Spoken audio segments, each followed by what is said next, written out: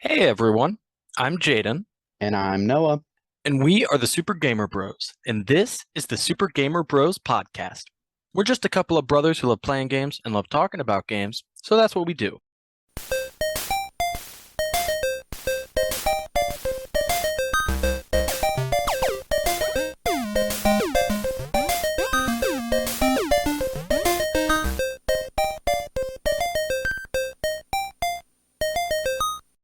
And today, Noah, we are talking about Mortal Kombat versus DC Universe. What was That's that? that's me screeching. I'm so excited. Oh, I love Mortal Kombat, and you also know that I love DC, so this game really came out of nowhere for everybody, I feel like back in the day. As far as how it is looked back upon in the Mortal Kombat community, it is one of the mainstream Mortal Kombats because it's technically Mortal Kombat 8 in terms of lore slash story, but it is not a great fighting game. They didn't really start a great current gen fighting game until Mortal Kombat 9. But MK versus DC is still probably in my top three Mortal Kombats of all time, just because the story is fantastic and they have a lot of fun gameplay implementations to make stage fighting seem more enjoyable. yeah. So, Mortal Kombat versus DC Universe came out in 2008. We were both young, and I mean, we were both huge Mortal Kombat fans, and we were huge DC fans. I would say at the time, we weren't necessarily as big comic book fans. It was more like the Batman, Superman. We watched Justice League, you know. That's true. It had Captain Marvel, and we didn't know who that was at the time. I was going to mention that this game it was our introduction to Captain Marvel, also known as Shazam. Yeah, we did not know who he was at the time, and this game introduced him to us. And I mean, it was everything we wanted. It was Mortal Kombat, it was DC, and of course, we were excited. Much as you said, the game has not necessarily looked back on that fondly. I personally think that it, planted the seeds of what would become kind of staples of Mortal Kombat and Injustice both, and I feel like it was the bridge game between old Mortal Kombat and new Mortal Kombat what it is today. You're completely right because the gameplay and the combat system is kind of broken, but it's just like more centered on fun than competition. I And mean, it is. It's absolutely. just so much fun to play, Anyway, because you can dominate with everybody in the game. anyway, we'll go ahead and just jump into it. Yeah, I don't really have anything more I think to say about it. Let's just jump into it. So the game takes place on Earth and Earthrealm. The two worlds are fusing together, so it takes place on both. And fights, obviously, the different maps or arenas take place in several different iconic locations from both worlds, such as Apocalypse, the Batcave, the Fortress of Solitude, Netherrealm, Raiden's Temple, Shao Kahn's Throne Room, Themyscira, all of those classic, locations from both games. Right, and they all look pretty good. Like I remember the Fortress of Solitude, um, even the ones that were more original, like in the final boss fight, and we'll get to that, but there's a unique stage for that, which is like just like craters out in the space, I guess. But it looks really cool to me. I always felt like as a background. Yeah. So I'm going to get through the story for this as fast as I possibly can because, as you know, Noah, and anyone who maybe pays attention, I get the story summaries that we read just off of Wikipedia, and I just copy paste them and then read them and find mistakes as we're recording because I never bother to read it beforehand. But for this one, the Wikipedia description was one paragraph. So I felt like that wasn't good enough. So I went to like the actual Mortal Kombat wiki, which has arguably too much detail, but it was better than the other one, so it's the one I'm going with. Good Lord. Um, I did something we actually did not mention in terms of introducing things to Mortal Kombat. This game introduced the chapter system that has been used in every NetherRealm game since in terms of their storytelling, where each chapter you play as a character, you do four fights with cutscenes in between. This is the game that introduced that concept. I forgot about that. That's a great point. Yep. And also unique to this game because I guess it hypothetically This is a is something usual that thing is in these kind of versus games. uh-huh. Yeah, introduced in this game, something that has sort of been redone in Injustice 2, for example, but not entirely, is the fact that you choose which side you play as to play through the story. You can either choose Mortal Kombat or DC Universe. The Mortal Kombat story has 7 chapters, the DC Universe has 8 chapters. I don't know why there's a difference there. It there just Probably is. just story purposes. Yeah, and Or it's maybe they also wanted you to funny. play as many DC Well, characters as yeah, possible. I guess it's also funny because in Mortal Kombat, no, sorry, in the DC universe, one of the chapters, Green Lantern, only has 3 fights, while the rest all have 4. So I don't know, incredibly weird, just things. There, I don't know why. I don't know why, but that's the game. So we'll go ahead and kick off kind of the introduction to the story. Shao Kahn has recently failed in his latest bid to merge Earthrealm with Outworld. As he regroups with his second in command, the sorcerer Quan Chi, Brayden confronts him directly. Quan Chi makes a bid to escape, only for Shao Kahn to knock him out of the way with his Wrath Hammer. Raiden attempts to use his lightning blast to knock Shao Kahn through the portal, but this instead causes it to destabilize, until it eventually explodes with Shao Kahn inside it. Raiden then takes Quan Chi to the Elder Gods so they may pass their judgment upon him. At the same moment, in Metropolis, Superman has finally defeated Darkseid and his army of parademons. Darkseid attempts to escape through a dimensional boom tube, while Superman argues with Lex Luthor, who had helped Darkseid invade Earth. Superman stops him with his heat vision, which causes the boom tube to become disrupted and explode with Darkseid inside it. He then turns Luthor into the authorities. Unknown to either Raiden or Superman, the explosions do not kill either Shao Kahn or Darkseid, but instead merge them into a singular monstrosity known as Dark Khan. As a result of Dark Khan's existence, the two universes start merging with each other while a mysterious force known simply as the Combat Rage starts to spread through the various warriors. And that's the kind of introduction to the story. Yeah, like the premise. Yeah, Um, so much to unpack. I mean, you don't know that his name is Raiden? yeah, I did it No, once, I'm right? joking. I'm Yeah, joking. But I've I never find heard anybody say Raiden until I heard about that character from Metal Gear Solid. well, every time I see Raiden written, I want to read it as Raiden. That's so weird. Maybe that's just because for me it was always Mortal Kombat's Raiden. I mean, the I know. premise here, I mean, it's basic. It's one of those versus stories like how, like Smash Bros, we don't really think too much about how all these universes actually Yeah, it. coincide. I mean, it honestly. I love it. Kind of goes along to me because as part of the story, I don't know if it'll be explained in DC's side because I didn't read it. It is explained like Superman is just severely weakened because of all just the magic in the air with these two worlds combining, which is again them kind of like Injustice explaining how these characters can fight each other even though hypothetically they shouldn't be able to because of power differences and such. And it just again goes to me just thinking of NetherRealm's need to explain things that nobody would really care about if That's not true. People on the internet get very upset about it. them merging or people fighting. No, when they don't explain things like that, they'll be like, how did Raiden get strong enough to beat Shao Kahn in this game, but then he's not strong enough in this game? Well, that's those are the extreme guys. I feel like the average normie like myself doesn't necessarily care. That's fair. But again, I mean, it's one of those things that if they didn't explain it, I wouldn't care, but I appreciate that they took the time to. That's my, I guess, hypothetical thought process on that. So anyway, we'll just continue here with the Mortal Kombat section first. Not long after the invasion, many of Liu Kang's fellow White Lotus and Katana's Edenian forces disappear, seemingly without a trace. The two meet up to discuss the issue and resolve that either the Lin Kuei or Black Dragon is behind it.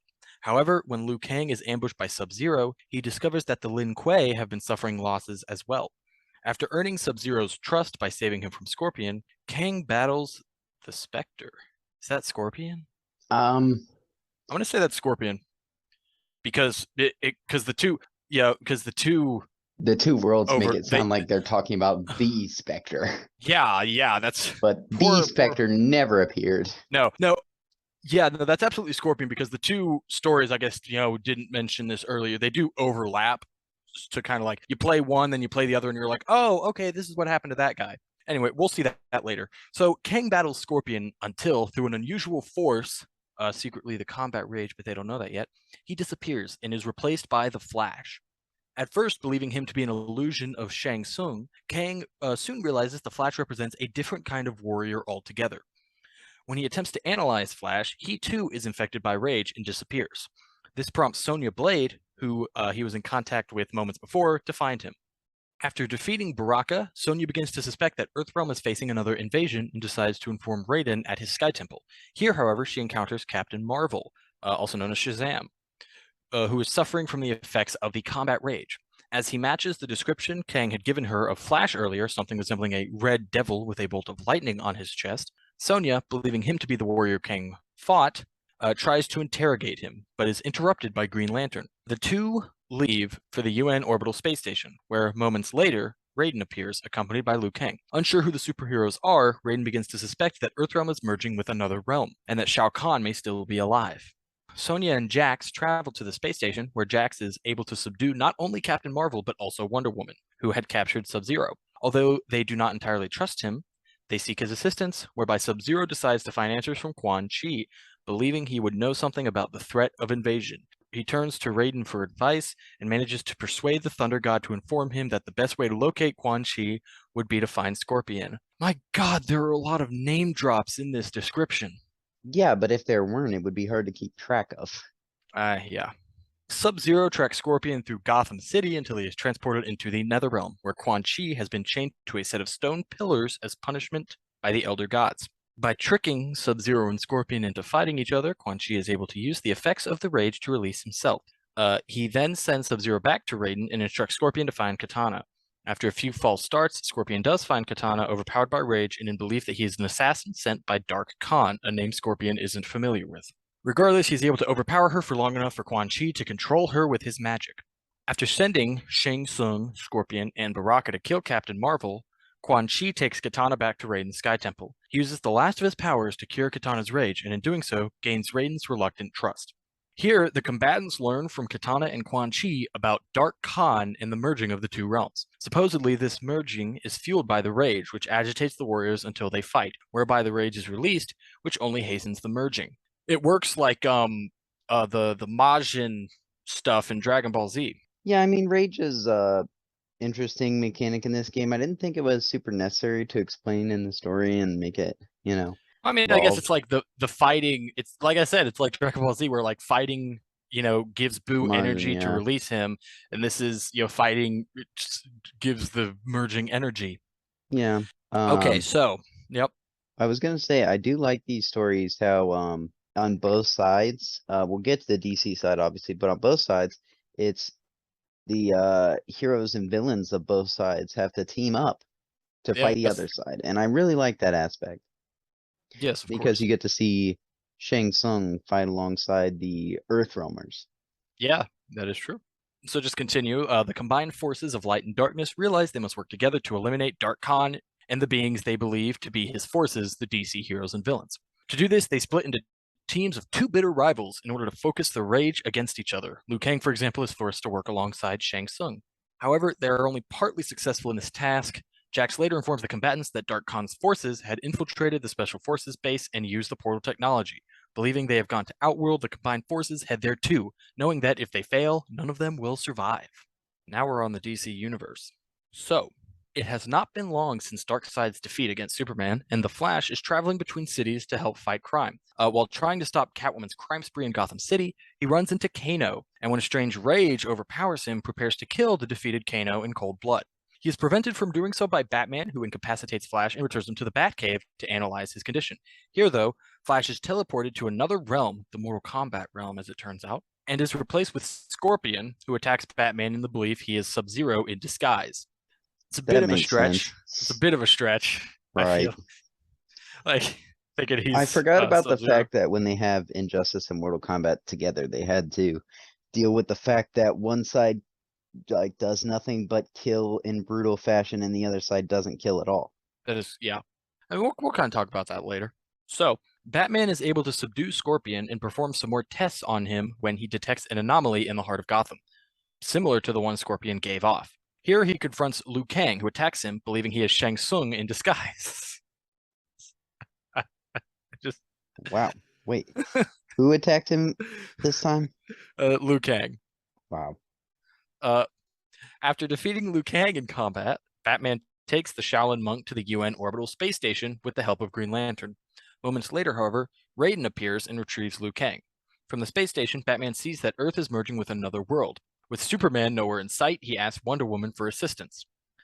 Wonder Woman searches Metropolis in an attempt to find Superman, but instead finds a panicked Katana, who seems to speak of a being who she thought had been destroyed, but had returned in a much more powerful state. Wonder Woman, thinking she means Darkseid, tries to get more information from Katana, but she becomes hostile, fights her, and eventually escapes once she has been defeated. Wonder Woman decides to investigate the Fortress of Solitude, only to find that Sub-Zero has encased Superman in ice. She eventually defeats the Lin Kuei warrior and frees Superman. He explains that his powers seem to be siphoning away from him, and after Wonder Woman explains what has happened, expresses his own concern that Darkseid may be returning. Wonder Woman then receives an SOS call from Green Lantern. An enraged Captain Marvel attacks him and appears to kill him, but instead he is transported to Oa, where the Guardians of the Universe explain to him, Lex Luthor and Catwoman, who had teleported there, about the crisis and that they must work together to stop the threat. Later, Captain Marvel, having recovered from the rage, seeks advice from the wizard Shazam, who informs him of Dark Khan and explains that if he is not destroyed, then both Earth and the invading realm will be destroyed. After a run-in with Shang Tsung, who forces him to fight Scorpion, Baraka, and himself, Captain Marvel, defeating all three warriors, meets up with Superman, along with Lex Luthor, Catwoman, Deathstroke, and the Joker, who had teamed up in a bid to save the world, according to Luthor. And he explains the Dark Khan situation. Believing that if Dark Khan is made of Darkseid's energy, he is most likely in Apocalypse, Luthor sends Deathstroke and Joker to locate the portal he and Catwoman used earlier to transport to Oa, positive it will transport them to Apocalypse as well. During their mission, Joker feels the full effect of the merger and thus gaining strength, and abandons his mission to take on Batman. Luckily, Luthor had merely sent Deathstroke and Joker as a diversion. He and Catwoman eventually locate the real portal at the Special Forces base. Luthor is able to defeat Jax when Jax tries to stop them, and then a badly rage-infected Flash, who has subdued Catwoman. Both recover when the other DC heroes and villains arrive. Although all have been infected by the rage at some point, they know they have to take the risk, and all 10 head through the portal to Apocalypse. I'll say this, that I don't know if they were technically Netherrealm or still like midway at that point, but this team's attention and respect to the lore of the DC universe was always so astonishing to me. Like in the same game, they have Green Lantern talk to the Guardians in Oa, and they have Shazam talk to Shazam. Yeah, no, it's impressive. They certainly do their research, which, yeah, I can appreciate. Especially, I mean, I feel like Shazam, Captain Marvel, especially, with the movie that came out a couple years ago, a few years ago, I feel like, especially at this time, he was very much not as big a character. No, like we didn't even know who he was. That is correct. We did not. And um it's certainly cool that they, very much take the time to research these characters and get them as correct as they can. I very much respect their, as you said, their dedication to the source material. Exactly. All right, let's talk about the ending. Oh, it was still midway at this point when this game Yeah, came out. yeah, I was gonna say that earlier because I think we were talking about Netherrealm, and they didn't become Netherrealm until they came out with Mortal Kombat 9. I thought this was their first game, but that No, that yeah, that because that makes more sense. when people talk about it, the Mortal Kombat experts like online and stuff, they'll talk about like Midway Mortal Kombats versus Netherrealm Mortal Kombats. And Mm. Netherrealm Mortal Kombats are much better at being actual fighting games, but I would say that the Midway games have better stories. That's Mortal Kombat versus DC and all the 3D games. I gotcha. Okay, so now the last part of the story. The mortal combatants and the DC forces arrive to find that Outworld and Apocalypse have been completely destroyed. They confront each other and prepare for a face-off when Dark Khan appears before them and infects them all with combat rage, before forcing them to fight. After a long, hard-fought battle, only a small handful on each side remain. Raiden and Superman, fueled by the rage, take their aggression out on Shang Tsung and Lex Luthor, respectively. However, with intervention from Liu Kang and Batman, they're able to overcome the rage and head off to Dark Khan's throne room. Once there, Dark Khan forces the two to fight each other again, and when they try to confront Dark Khan directly, with little success, as he overpowers them, Raiden and Superman realize that they are on the same side. They're able to overcome the rage and fight Dark Khan together so they can channel his own energy against him. Together, they are able to overpower Dark Khan and he explodes. With Dark Khan's defeat, the Mortal Kombat and DC universes are separated, as are their respective inhabitants, and the realms are restored. However, Shao Kahn and Darkseid, although separated, have switched realms and are rendered completely powerless. Shao Kahn is imprisoned in the Phantom Zone, whilst Darkseid is banished to the Nether Realm. And that's the story. Great story. Good story. I love it. I mean, yeah, there's nothing to write home about, but I just love all the sequences and dialogues, the lines you never thought you'd hear. Superman talking to Raiden, Shao Yeah. Kahn imprisoned in the Phantom Zone. hmm I mean, I'll say, I have in the experience I have with what would you call this? Like crossover games, like IP crossover games. I certainly think that Mortal Kombat versus DC, in terms of the story, especially, is probably the best that I've of the games I've played, which is for it is Very very few. very few, but like it was a few months ago I had played through one crossover fighting game, Blaze Blue Cross Tag Battle, that I Does that was have a really story? it does. Oh, Technically it has four, for each different uh right. IP that's in it. And I got to tell you, that story, I hated it. It was so dull, and I just didn't like it. And it was one of those like non-explanations for why all these characters are, in the same world. But overall, I just didn't care for it too much. But I think Mortal Kombat vs. DC Universe did it in a way that one made sense with both worlds, because alternate universes are a thing in DC, and there are obviously the different realms in Mortal Kombat, and it just worked. I think, and the story just worked. Yeah, it did help that we were also massive fans of both IPs. That is correct as well. Franchises I is was probably thinking, the word I was yeah, thinking you're of. right. IPs works too, but I was thinking about like Marvel vs. Capcom is obviously probably the biggest, most well-known crossover fighting game. That or Smash Bros. Oh, right, true, Smash Bros. But Marvel vs. Capcom, like we weren't that much into Marvel, and we definitely weren't that much into Capcom, and they didn't have story until recently, right? Like Infinite, I think, had the first story.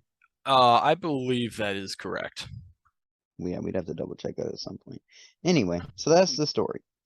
It's That is okay. the story. Well, you said it was great earlier. Now you're saying okay. Which is it? Well, in terms of a plot, it's not great. You Okay. know, there's not a lot of depth there, but it's an enjoyable ride. It's entertaining, and that's all it's meant to be. I can 100% agree with you there. Yeah, and I will say that even the this game is not like the modern games are. This game is not geared toward adults. This game is completely geared toward children. I would agree with that. Yeah. Anyway, let's talk about the gameplay. We've been skirting around it the whole time. Yeah. So Mortal Kombat versus DC Universe is a 3D fighter, and Noah is going to explain to us right now what that is. I mean, it's a pretty simple concept. A 2D fighter is like Mortal Kombat 9 and Injustice, where your only movement options are left, right, jump, and duck, right? It's a two-dimensional game. When you add the third dimension, it allows your characters to rotate around each other. So it adds that third layer of sidestepping and dodging. And that typically makes fighting game like developing them and their movements and how they work with each other much more complicated. But that doesn't mean they can't be successful. Like Tekken is a very successful 3D fighter that, is still very hyped today. It has a I mean, huge yeah, following. it's Tekken. Exactly. Uh so yeah, that's what a 3D fighter is. That's the only difference. Thank you. You can continue. Oh, okay. So the game features classic Mortal Kombat mechanics with combos, small strings to link together moves, and then special moves as well. Directional input, and then a face button, and your character does something unique to them. During fights, characters would show permanent damage, which is battle damage, we'd say, like old Dragon Ball fans back in the day of those game. After you go through a fight with your character, they're all bloody and bruised, and their outfits torn up, and they look like they went through it. Which was this the first Midway Mortal Kombat game to do that? I think so. Yeah, it I was can't be positive about that, but I'm pretty sure it was. because The one I don't before that remember that was being Armageddon, and I don't yeah, think like I don't remember that being an Armageddon Deception or Deadly Alliance at all. right. But it was definitely an MK9 and Injustice and continued forward. And Yes. it's a really cool feature. Just something that's like it's not necessary at all. Nobody's like begging for it, but it's a nice attention to detail, provides more of that over the top kind of feel. So Mortal Kombat versus DC Universe brought a lot of new things to the table. A lot of things that Midway slash NetherRealm had never tried before in their Mortal Kombat games. One thing is other games have had stage transitions in Mortal Kombat, but Mortal Kombat versus DC Universe made it a sort of like a mini game, and it is called Free Fall Combat, where one character can knock the other character off the edge of arena, and you both are like in a falling state that goes on for like 10 seconds or so. And there's a button matching game to build up a super meter, and then you knock the other person to the ground. And if the opponent matches the button, you switch places. So it's this game where you're trying to hit the button before the other person, and whoever's on top and builds up their super meter can do some damage, some major damage to the other person. Yeah, I mean it maxes out at 35% damage, which is huge. That is huge. That's a full combo in later games. Um, but yeah, like that, there are a lot of reasons that this game was not competitive, but it was a spectacle. I mean, it was so fun to play this with siblings and friends, just couch co-op. Well, not And really co-op, oh, you're right. You know, just couch versus. couch versus, sure. And yeah, you're just sitting here, you're knocking each other off of things, and you're just falling and punching each other all the way down. Very fun. It's like, to me, I loved it because it's like there's never a second where you're not playing the game.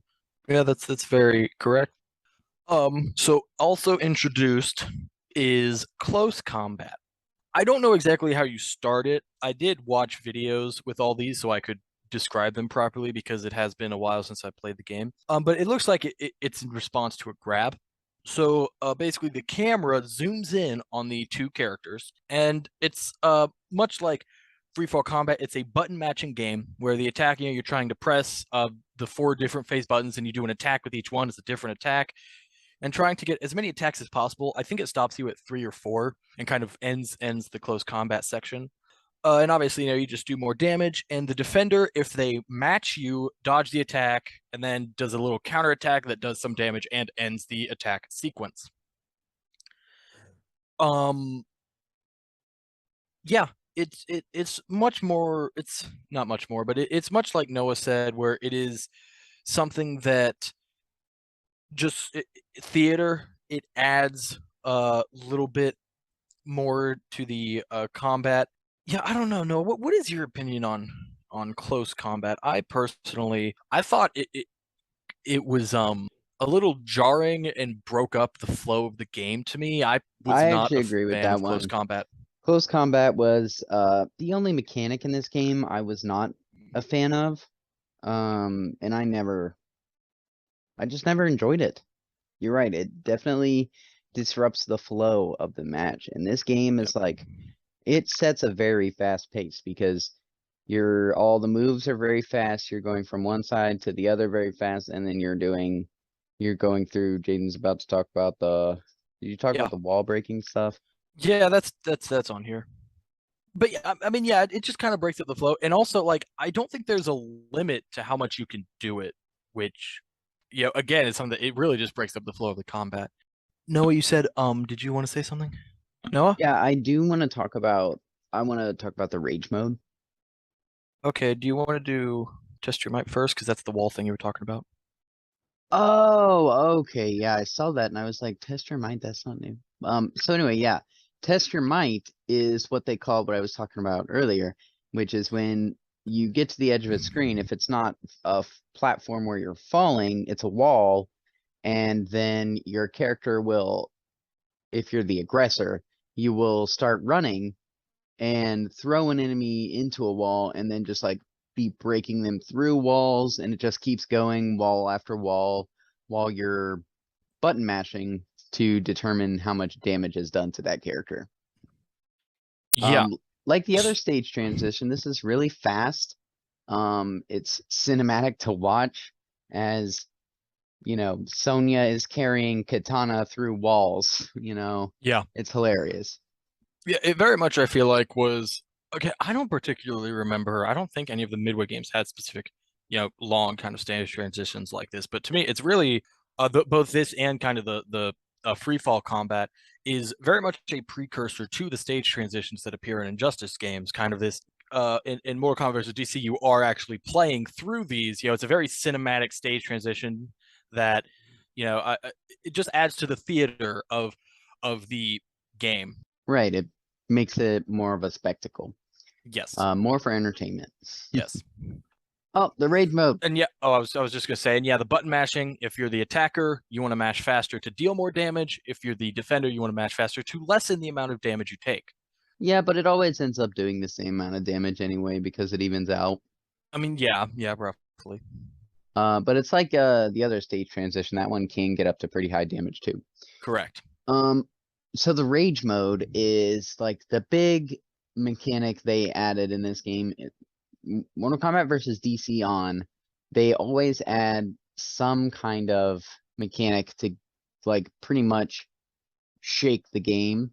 In Mortal Kombat 9, it was the X-rays.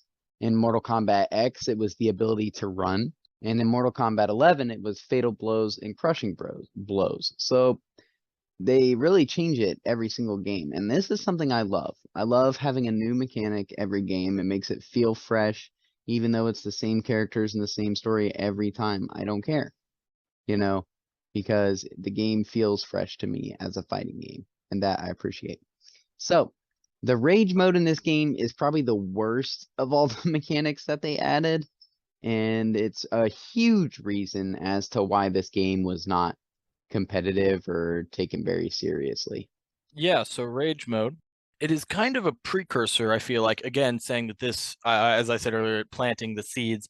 I feel like it's a precursor to the meters in, Mortal Kombat 9 and Justice and so on.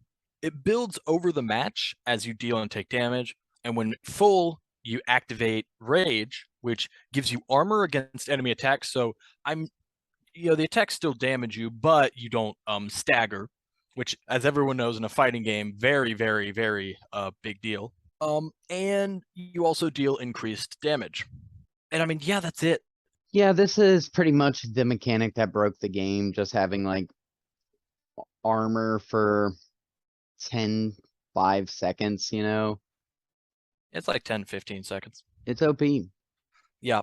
Also, I think as well, Rage was kind of a precursor to, because I don't think any of the Midway games had it, but breakers. Obviously breakers are a very big deal in Mortal Kombat and Injustice, especially in the tournament scene, where you break someone's combo can give you a little breathing room and space to kind of set yourself and obviously prevent yourself from taking more damage if someone's got a really big combo going. When you could activate rage in the middle of a combo and it would knock the opponent back and their combo, and then you were also armored. So I certainly think that while rage mode itself is not that good of a mechanic, things like that seeing kind of what to me is a very obvious inspiration for the combo breakers that are in every Mortal Kombat game since. Yeah, Very, very cool. yeah, that's a good observation. This is definitely the foundation of later Mortal Kombat games. But while I will say that Rage was not good as in, a competitive mechanic, it was great as a fun mechanic, because you are playing with your friends and you activate Rage for 10, 15 seconds, you feel like a god, and the other person's terrified, because they literally can't do anything except run. I mean, you're correct. All you can do is jump away, dodge, try to not get hit, because then unless you have rage yourself, there is nothing you can do. Oh, that's true. I forgot tactic was saving your rage for when your opponent used their rage, and then Yeah. you would both just be like regular fighting with extra damage. Yep. Do you want to talk about heroic brutalities? I would love to talk about heroic brutalities. So, in kind of a new-ish thing, fatalities return, obviously, for Mortal Kombat characters and the villains.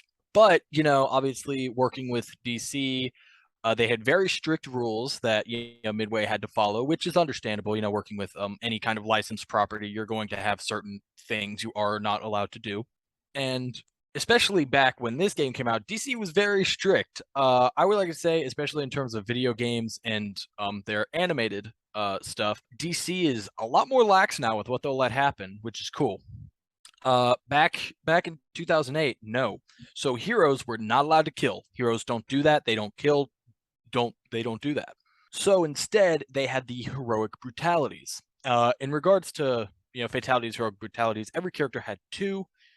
But heroic brutalities, it instead of killing them, it's just like incapacitating them. Like, oh boy, Superman would bash someone's head and bury them in the ground up to their neck. And that's not deadly.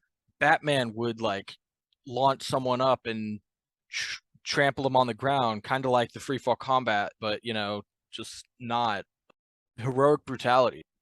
Yeah, it's like you said, they were super lame because DC was very strict back then. They were very child-centric in their material. But I agree with you. It's completely obvious when you look at DC stuff today is over time they have become more and more open as to what they will allow their characters to be shown doing.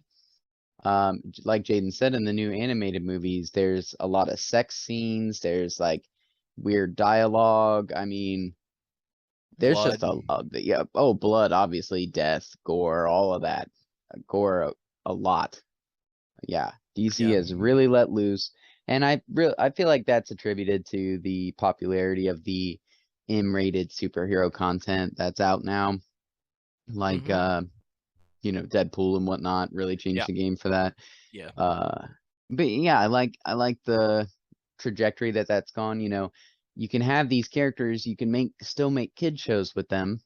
Like DC Super Pets and Teen Titans Go, but you Yep. can also make, recreations of Batman Gotham by Gaslight and have it be grim and gritty and And I, Harley I didn't I Quinn. didn't actually watch that. But yeah, Harley Quinn was I think that's for DC. I feel like that's probably the best example. that was a good one. The Suicide Squads were also The animated ones or yeah, the live action ones. Oh, gotcha. both. Yeah. I mean, it's. I think DC is realizing that comics are not and comic book heroes are not just for kids. And I mean, really, I would also say let's break off from Mortal Kombat and just have a comic book discussion, or even I guess more of a visual media discussion, movies and games and stuff. Is I think that you know that's the one thing DC really has over Marvel. If you look at movies and TV shows from the past years, is obviously Marvel has the MCU, but the MCU is very family friendly and is slowly becoming more adult with more recent movies. But it's always been the family friendly thing, and if you want blood gore kind of stuff, you have to go to DC for that. And even specifically, ironically, not even the live action DC, but the animated DC is where you want to go for that stuff. I've always said that Marvel owns the live action stage now. Obviously, they just completely monopolized it. They got it. Yeah. Uh, as far as animated, I agree with you. Marvel's not there. It's a ghost town out there. The DC animated movies are good, and they just keep coming out with them. Yeah. I mean, can you even when was the last Marvel animated movie that came out? I can't even think of one. No, me neither. Not movies, but they do have their animated shows, but they're only okay, and there's only a handful of them. But I've always said that DC has way more and much better games than Marvel does. That is absolutely correct. I feel like Warner Brothers really, especially in regards to DC, has gone all in on games and animated projects because those are the things that do well for them. Right. And I mean, their live action movies really don't. You know, Batgirl is probably not coming out anymore because it was so bad, apparently. I I don't know, that's kind of upsetting. Well, did you heard that, right? I did hear it, but it doesn't matter. We'll talk about that on our movie podcast. Yeah, our movie, yeah, the Uh, Super Film Bros. oh, nice, nice. Well, wouldn't we change the name a little bit because like the Super Mario Bros. Are like a gaming thing? There was the movie. All right, let's get back to Boom, Mortal we're Kombat covered. versus DC is what I'm trying to say. But yeah, that's heroic brutalities. Yeah, DC was very strict about what they could and couldn't do. So obviously this was a no-go. And I do want to talk about the characters really quick. We're not going to say every single character in the game. There are a total of I guess 21, 23. One thing I liked that I had read in terms of Ed Boon had said this. We're big Ed Boon fans. Um, that with the characters, they tried to get like characters in this game, which explains a bit some of the character choices. They wanted to get, like a character from Mortal Kombat, Sub-Zero, and then get a character from the DC universe that was similar-ish to Sub-Zero, which, was Batman. They have Sonya Blade, they have Catwoman, they have Shang Tsung, Sorcerer Guy, they got Captain Marvel, Sorcerer Guy, because there aren't really a lot of high profile, especially at this time, not a lot of high profile magic users in These are DC. very loose connections. Some of them, yes, but That is really cool. I never thought about that before. yeah, And I never heard what Ed said about it. yeah, they wanted to kind of get light characters. Also, something I didn't realize till looking at this character list today, just it's been a while. Johnny Cage isn't in this game. That's a shocker. That is a shocker. Did you know the only person to appear in every single Mortal Kombat game is Do I know who it Sub-Zero? is? It's Sub-Zero. Is that because of Mortal Kombat mythology? Sub-Zero, is that included in that list? Yep. That's okay. That's kind of whatever.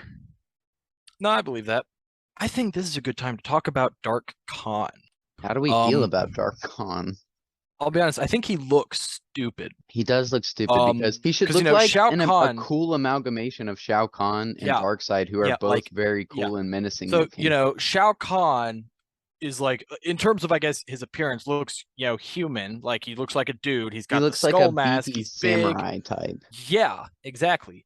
Darkseid is the gray ashy skin, the red eyes, typically a cool deep voice, and Dark Khan is a lava monster. Does he speak? No, I think he just makes Right, monster he just noises. growls. Yeah. Yeah, he's like hardened lava monster, and when you beat him, he explodes into lava. More like Blaze in Mortal Kombat Armageddon than any character in any other character in those universes. Yeah, he pretty much looked and acted exactly like Blaze. Yeah, like the concept of them fusing is awesome, but boy, the visual presentation leaves a lot to be desired. Indeed. Yeah, I mean, so he didn't really do much as a villain. He was just kind of like there to be the end goal for the story. Yeah. Yeah, I mean, you don't even see him until the last chapters of the game. Right. Oh, also, I guess we're talking about gameplay. Quick thing. Combo challenge. For each character, you perform 10 combos of increasing difficulty. That's a typical thing in fighting games to have those kind of combo challenges. I love those. I hate them. I see you're like decent at them. I'm not. Yeah, I think like these kind of things, they should be like easy enough. I always think your fighting game should have combos that are easy enough that casuals and competitives can do them.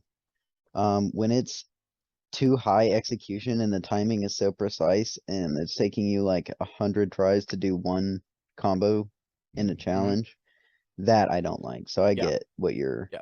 I Same. mean, it's like you want to talk about. I guess I had mentioned earlier, Blaze Blue Cross Tag Battle. I got the platinum in that game, and the hardest by far, especially for me, hardest trophy to get was you had to do some combo challenges, and you didn't have to do every single one in the game, thank God.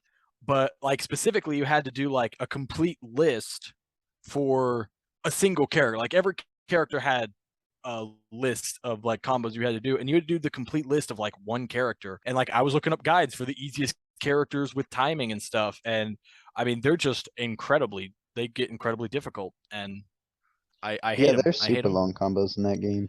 Yeah, but you know, yeah, I hate them. As you said, the timings can be very precise. It's annoying. Anyway, so that's all the gameplay aspects of Mortal Kombat versus DC Universe.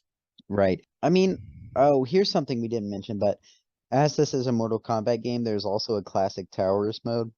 Oh my God, yeah, no, 100%. Yeah, I screwed that. I I screwed just that like to up. no, that's okay. I just like to mention these because this is an aspect I always love about Mortal Kombat games that I feel like nobody asked for except for me, and they've kept it all these years. What, Is the that tower? yeah, when you complete a classic tower with any of the characters, you get an ending, which is like a little cinematic for that character that tells you like what they did after they beat the boss.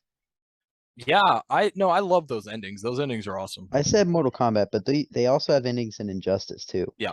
I mean, those yeah, that's one of the few mechanics that has been there since the very first game, That's true.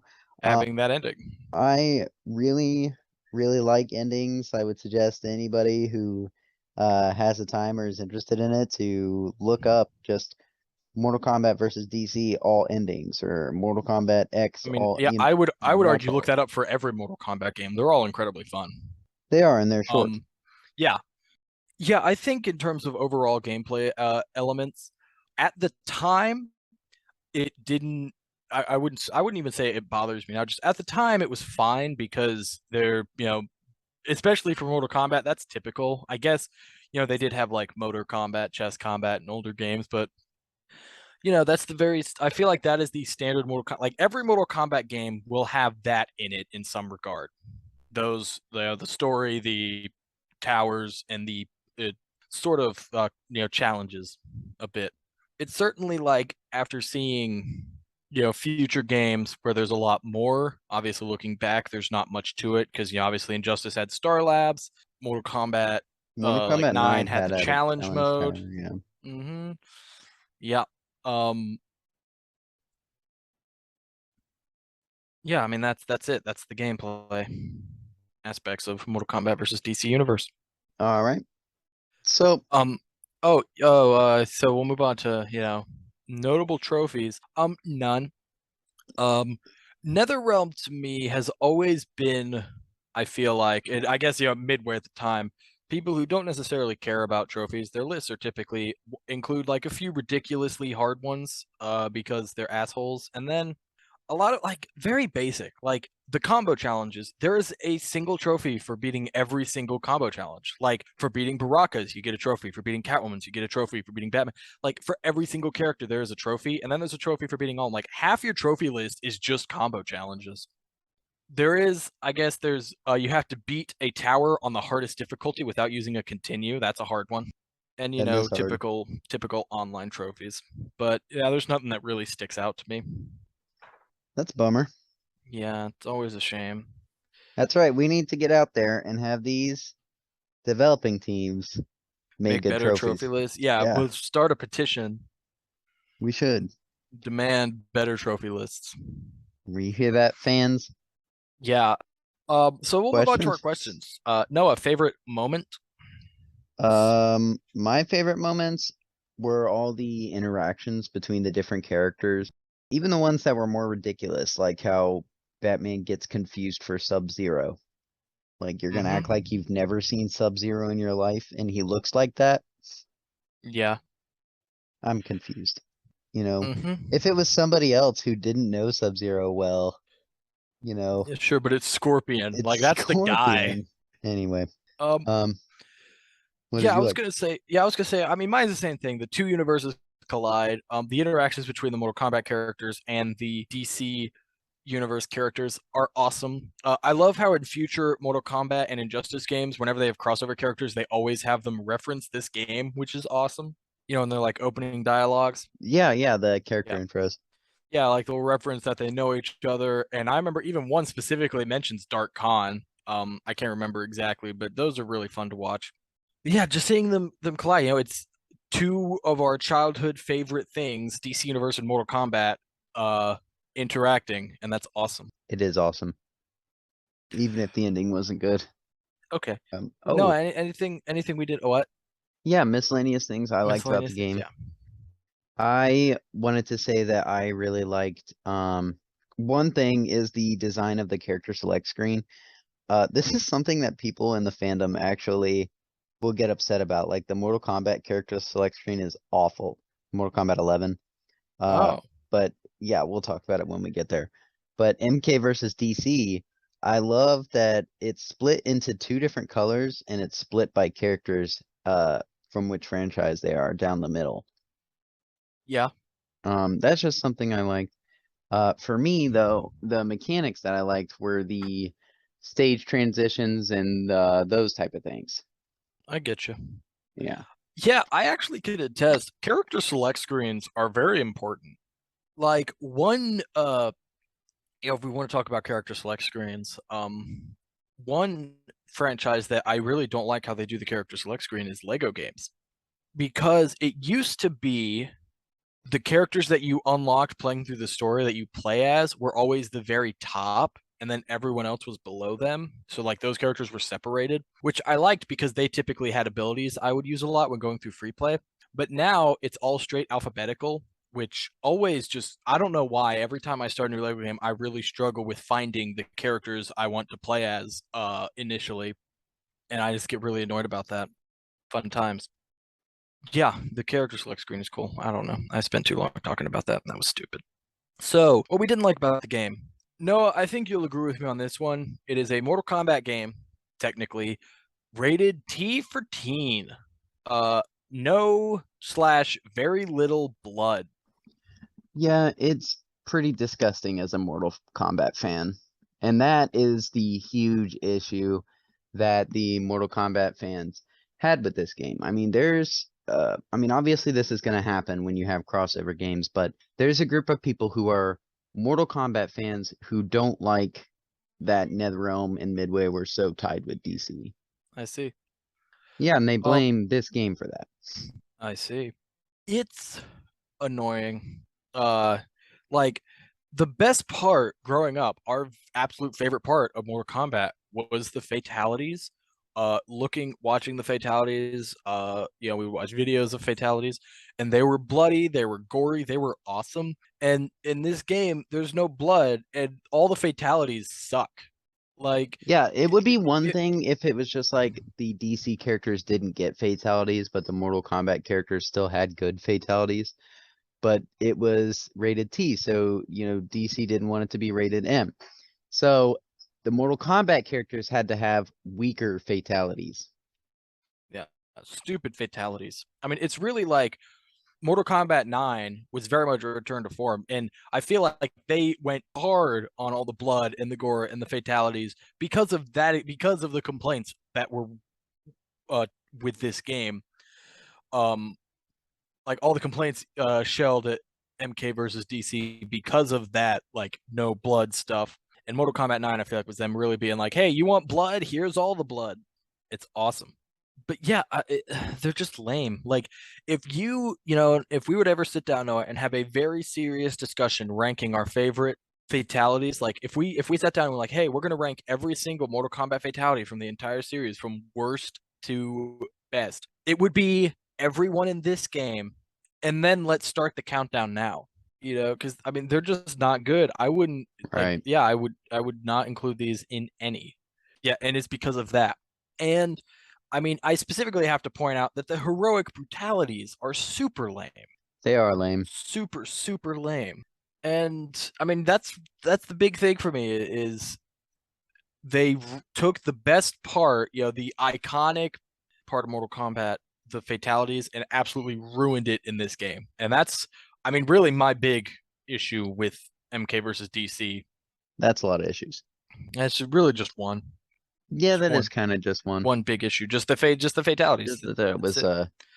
child locked. Yeah. Is it replayable? Eh. I'd say no. It's a beat I and mean, delete. in the sense that like I don't know because like fighting games have replayability as long as you have somebody to play. And in terms of single player, most fighting games are beat and delete for me. I see, I see.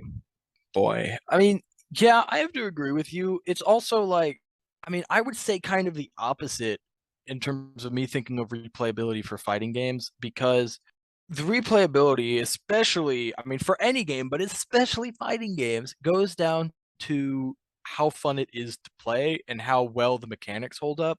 Because, there are some people who, in terms of like Tekken Street Fighter, obviously, we're not big fans of those games. We didn't grow up playing them. But there are people who they would say Street Fighter 2 is the best Street Fighter game, and they still only play that one. And that's because gameplay wise, it still holds up. It is really tight and fun to play.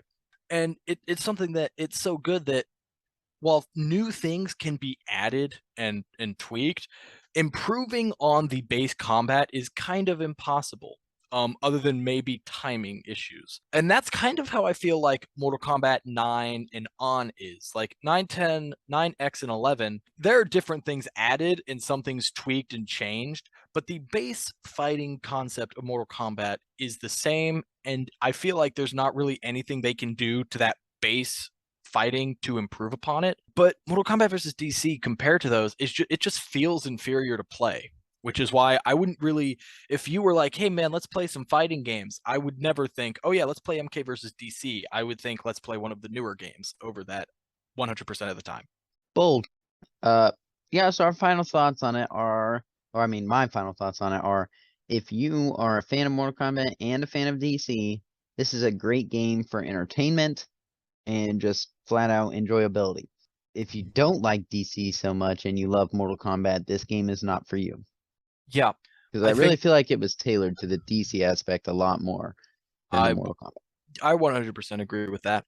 Yeah, I think this game it is a great, what would you say, like piece of gaming history, being a huge crossover game between Mortal Kombat and DC. I think the story is like this was the first fighting game we played that had a story because we did play this before Deception and Armageddon. I think, obviously, as I said, it planted all the seeds for the future NetherRealm fighting games to be as good as they are with the chapter by chapter story, the precursor to the meters with the rage, and all of that. It very much planted the seeds that I think were used to make the Mortal Kombat and Injustice series both so great, but it also certainly is inferior to those games. And that's my final thoughts. Yeah, I completely agree. All right, so let's move on to. So that's Mortal Kombat versus DC Universe. Did we say that already? No, we didn't. Yes, we did. No, we didn't. All right. So let's move on to the indie bit, the bit where we talk about indie games. Today, Yeah, right, yay, my bad. yay. You should be excited because this game was great. Today we were talking about Stray. So, Stray, as I'm sure most of you are aware, is a indie game that released just recently in July 2022 for the PlayStation. Did it release on anything else? Yeah, released on everything, I think. Oh, okay. I didn't know because it went straight to PS Pass. I guess maybe not Switch, but pretty sure everything Nothing else. really launches on Switch. Um, That's correct. Yeah. yeah, so yeah, Stray was an indie game that just came out in July. It went straight to PS Pass, which is how we got it. I mean, I was gonna buy it anyway. Oh, 1,000,000% I was gonna buy it. Yes, my partner and I are obsessed with cats. We actually foster cats, so this game is the perfect game for me. This game is the type where you play as a stray cat who is unnamed. There's truly no dialogue in the game, actually, no voice lines. But the game starts out with you play as an orange stray cat with his I'm assuming siblings or friends, because his age is ambiguous, but he does appear to be young. And they're outside running around, jumping around all these different obstacles when the cat you're playing as slips and falls into this dark abyss. Uh, when the cat wakes up, it's injured and recovers surprisingly quickly, in my opinion, but that's a random thing.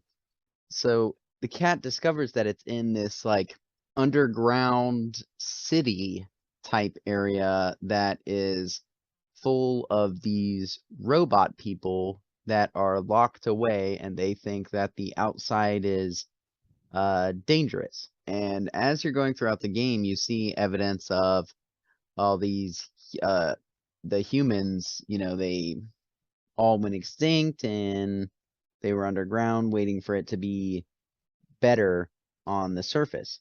So the cat finds a like little robot drone companion thing who ends up being a human professor who put their consciousness into that robot, and that robot helps the stray throughout the game because it allows the robot talks to other robots and is basically like how the cat goes through dialogue, right? Understands what other people are saying, I guess. Anyway, you go through the game with the goal of basically getting back to the surface, and there are different sections where there are puzzles-ish type things where you have to talk to people and find things and get items and figure out how to get around obstacles, like figure out how to get into a shop that has a guard out front. And then there is an enemy type. There is this group of like little monster things. They're kind of like, I don't even know how to describe them. They're like little balls with orange glowing eyes, and they just kind of like ambush the stray cat.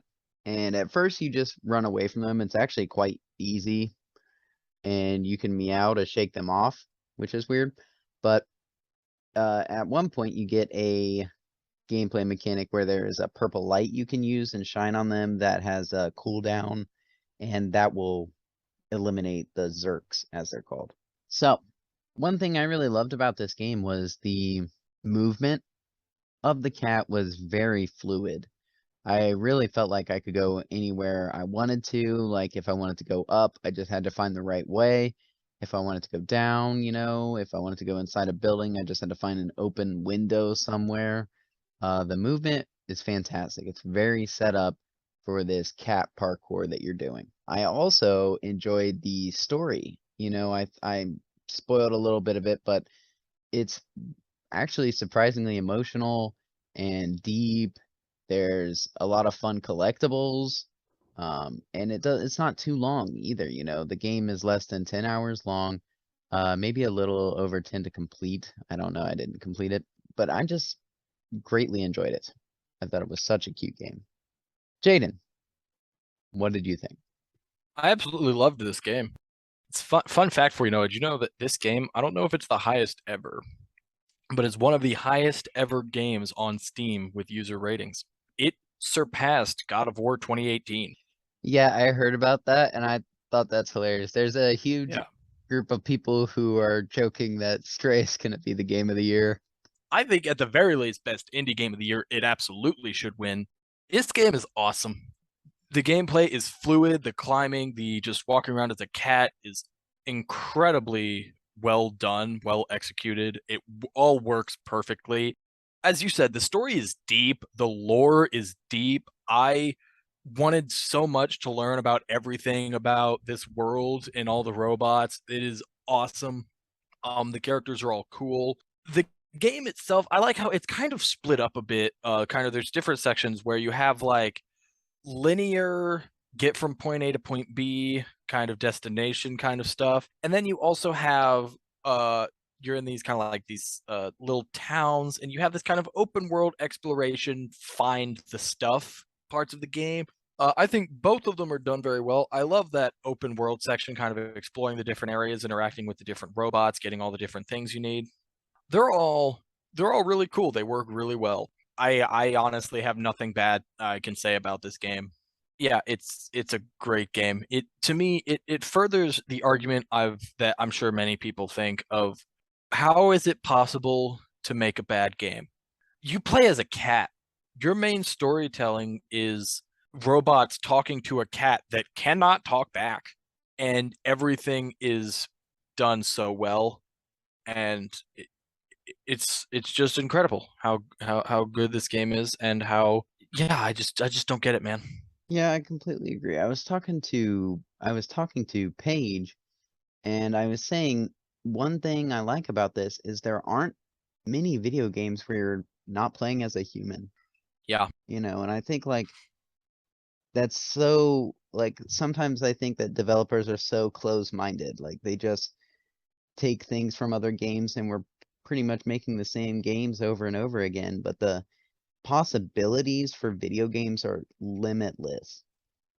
And there's yeah, just few developers out there who truly take advantage of that.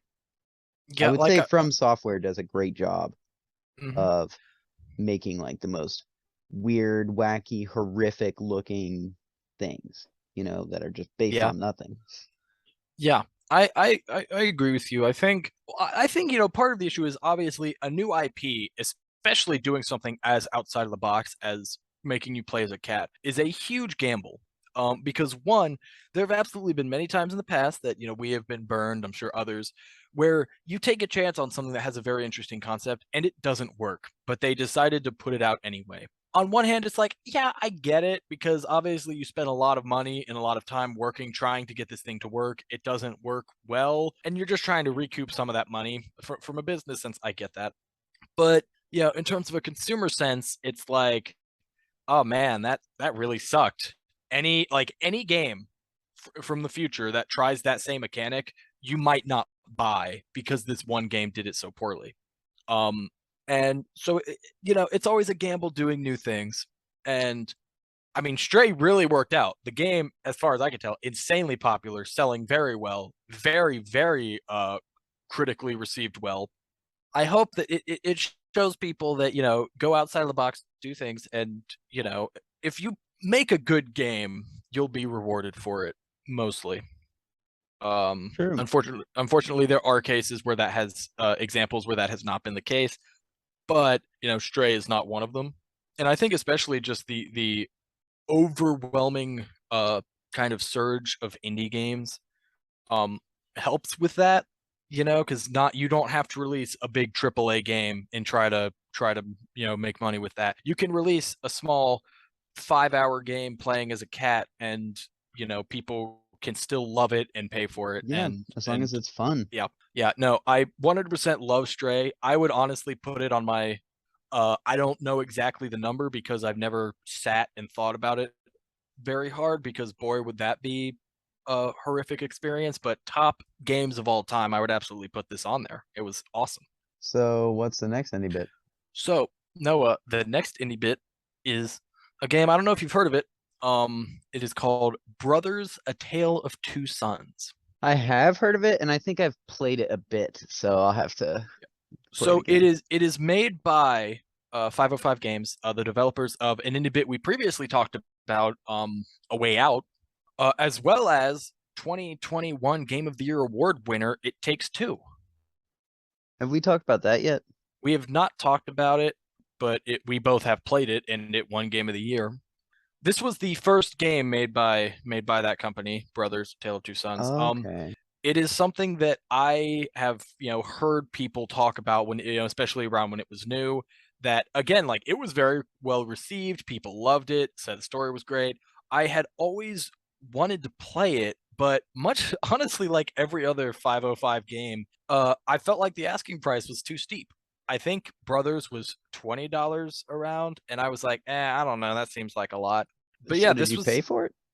no, it's on. Oh, Sorry, okay. it's on the PS Pass. That's how I Okay. was like, oh crap! I've always wanted to play that. Now I'm gonna. But yeah, I have no doubts it'll be at least good because of playing their other games. But it is their first, so it'll be interesting to see kind of how they started. Yeah, I'm excited to play it. Anyway, don't forget new episodes every other Monday. rate and subscribe. Tell us if you like our show or tell us if you don't, and tell us why. Tell your friends and enemies about the podcast. You can follow our Instagram, the Super Gamer Bros, for updates on everything we do. You can also subscribe to our YouTube channel, Super Gamer Bros, one word, capital S, capital G, capital B, period at the end, where we upload videos every Friday. Our two most recent videos being parts 4 of our Lego Star Wars The Skywalker Saga Let's Play, where we finish Attack of the Clones, and part 4 of our Mortal Kombat Let's Play, Mortal Kombat X, where Noah plays through Chapter 4 of Mortal Kombat. True. I mean, if you're here for the Mortal Kombat versus DC, you might like that. Yeah, go watch. There's 4 parts of that you can go watch. Anyway, yeah, we'll see you guys next game. Bye.